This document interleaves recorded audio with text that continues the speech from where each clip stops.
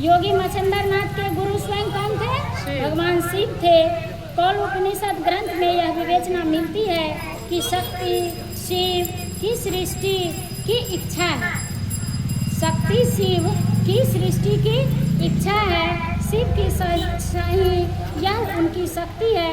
त्रिकोणात्मक विश्व योनि है जो इच्छा ज्ञान और क्रिया रूप में है। यंत्रों के प्रचलन में भैरवी चक्र का यही अधोमुख त्रिभुज है। उक्त ग्रंथ की विवेचना यह स्पष्ट किया गया है कि प्रलय काल में यही शक्ति शिव में अव्यक्त रूप में स्थित है। शिव की सृष्टि की इच्छा में उत्पत्ति स्थिति और लय सन्निहित है। कौल साधना में योगी मच्छिंद्र नाथ को प्रथम आचार्य माना गया है और 64 योगनियों का प्रवर्तक भी। कौल साधना में आदिनाथ शिव को भी सर्वश्रेष्ठ गुरु माना गया है। योगिनी तंत्र में जो आदिनाथ महाकाल हैं वही इस तंत्र में परम गुरु हैं।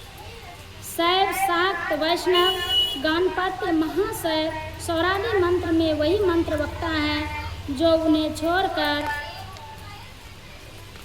अन्य कोई गुरु नहीं है। निसंदेह वही गुरु हैं। आपके गुरु कौन है? मेरे गुरु शिव।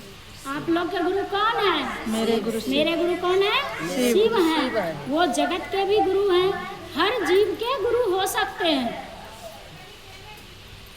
आदिनाथो महादेवी महाकालो ही अस्मिता गुरु स एवं देवेशी सर्वमंत्रो अधुना पर शैवे शाक्ते वैष्णवे च गानपत्ते तथैवे महाशैवे च सौरे च गुरु नाथ संशय मंत्रवक्ता सोए स्नाय पर परमेश्वरी। पुराण तंत्र में कहा गया है कि सदा शिव और शिव गुरु में कोई भिन्नता नहीं है और उसमें वेद बुद्धि रखने वाला पापग्रस्त होगा। जो सदाशिव और शिव गुरु में अंतर करेगा वो पाप का ग्रस्त होगा, पाप से ग्रस्त होगा। सदाशिवस्य देवस्य श्री गुरुरोपि पार्वती उभयंतरो नास्ति यह करोति सो पातकी। नेत्र तंत्र में भगवती द्वारा शिव से मंत्र से संबंधित कई प्रश्न किए गए हैं। यह तो निर्विवाद रूप से मान्य है कि शक्ति उपासना में सद्गुरु की शरणागति अपरिहार्य है। कुलानर तंत्र योगिनी तंत्र आदि शास्त्र एक मत है कि परम शिव ही आदि गुरु है।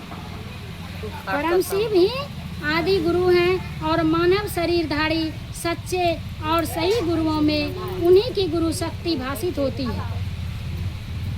कुल अनर्व तंत्र एवं महानिर्वाण तंत्र में मध्य मांस मत्स्य मुद्रा और मैथुन इन पंचमकारों से संबंधित साधना का उल्लेख मिलता है।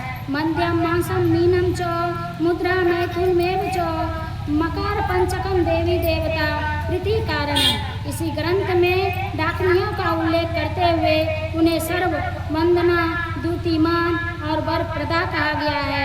देवी पुराण में चामुंडा को काली ही माना गया है और उन्हें काला नल प्रभा काल अग्नि का प्रकाश भी कहा गया है। कौल साधना में वर्णित तांत्रिक क्रियाएं बहिरंग जगत से प्रारंभ होकर अखंड आदि शक्ति से एक में एक होने की साधना पद्धति है। यह मनुष्य की मूल भोग की प्रवृत्तियों से पशु भाव कहा जाता है कि माध्यम से पशुपति शिव बनाने की प्रक्रिया है। आज के मनुष्य के लिए काम आदि मूल भोग की प्रवृत्तियों को छोड़ना कठिन है, किंतु तंत्र साधना का यह कतई उद्देश्य नहीं है कि भोग मनुष्य अथवा साधक का उद्देश्य एवं अभिष्ट हो जाए।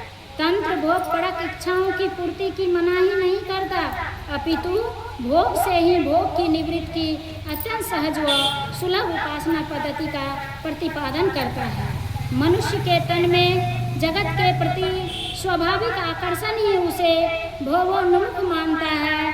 तंत्र मनुष्य के मन में शिव और शक्ति आदि शक्ति के प्रेम बीजों का आरोपण करता है। प्रेम जगत से हो या जगदम्बा से, प्रेम जगत से हो या जगदम्बा से, मनुष्य निश्चित रूप से प्रेम पात्र की दिशा में उन्मुख होगा।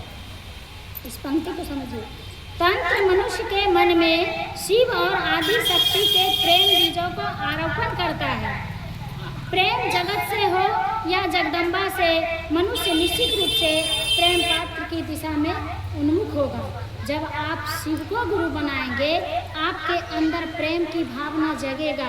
वो हर आदमी से प्रेम होगा, या गुरु से हो, या गुरु के शिष्य से हो, या माँ जगदम्बा से हो, माँ भगवती से हो, धरती के हर जीव से प्रेम होगा। जब प्रेम होगा तो प्रेम में लिया नहीं जाता है, प्रेम में दिया नहीं जाता है, ना लिया जाता है, वो बराबर का भागी बनता है। प्रेम अगर किसी से है तो उससे हम नोच लें, ले लें उनसे, वो प्रेम में नहीं होता है। तो प्रेम एक तरह का पूजा है।